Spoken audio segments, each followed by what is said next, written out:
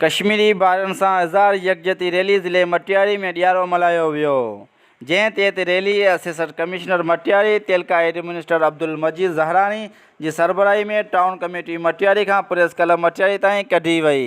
इज़हार यकजहती rally assistant commissioner Mukhtiar Syed करार हुसैन समेत मुख़्तलिफ़ तबक़नि सां सियासी समाजी सिविल सोसाइटी नुमाइंदनि सां गॾोगॾु आवाम शिरकत कई। इज़हार यकजहती रैली कश्मीरी भाइरनि सां थींदड़ ज़ुल्म ख़िलाफ़ सख़्त नारेबाज़ी कई। उन मौक़े ते अक़वाम आलम खां परज़ोर मुतालबो कयो वियो त मज़लूम कश्मीरियुनि खे भारती रियासती जबरी ऐं ज़ुल्म खां आज़ादी ॾियारी वञे। अक़वाम मुतहदा करार ते मुकमल अमल कयो वञे। उन मौक़े ते ख़िताब कंदे असिस्टेंट कमिश्नर मटियारी अब्दुल मजीद ज़हरानी चयो त गुज़िरियल केतिरनि साल खां भारत कश्मीर ते नाइजाइज़ कब्ज़ो करणु मज़लूम कश्मीरियुनि सां आवाम ऐं ज़ुल्म इंतिहाई ख़राब आहे।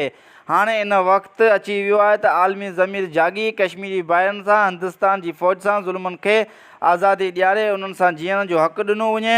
ऐं वधीक उन चयो त पाकिस्तान जी अवाम कश्मीरी भाइरनि सां हर फोरम ते गॾु आहे ऐं ॾुखे वक़्त में गॾु आहियूं। रिपोर्ट अब्बास समूह, शाइन न्यूज़, मटियारी।